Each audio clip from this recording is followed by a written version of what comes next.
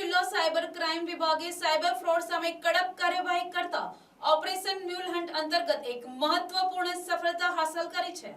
Cyber crime ટીમે મહારાષ્ટ્ર રાજ્યના અકોલા શહેરમાંથી એક આરોપીને ઝડપી પાડી કાયદેસરની કાર્યવાહી હાથ ધરી છે।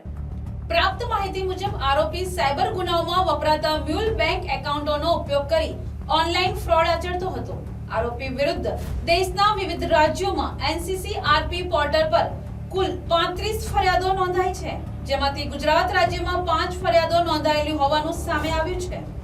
ડાંગ સાયબર ક્રાઇમ વિભાગે આ ગંભીર ગુનાઓની તપાસ માટે અલગ-અલગ ટીમો બનાવી હતી। ટેકનિકલ એનાલિસિસ તેમજ હ્યુમન રિસોર્સની અસરકારક મદદથી આરોપીની ઓળખ કરી તેની લોકેશન ટ્રેસ કરવામાં આવી હતી। સતત મહેનત અને સચોટ માહિતીના આધારે સાયબર ક્રાઇમ પોલીસે મહારાષ્ટ્રના અકોલા ખાતે પહોંચી આરોપીને ઝડપી લીધો હતો।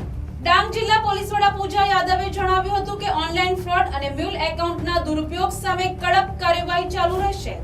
સાથે જ નાગરિકોને અપીલ કરવામાં આવી છે કે કોઈ પણ અજાણ્યા વ્યક્તિને પોતાનું બેંક એકાઉન્ટ કે વિગતો આપવાથી બચે અને શંકાસ્પદ સાયબર પ્રવૃત્તિની તરત ફરિયાદ નોંધાવે।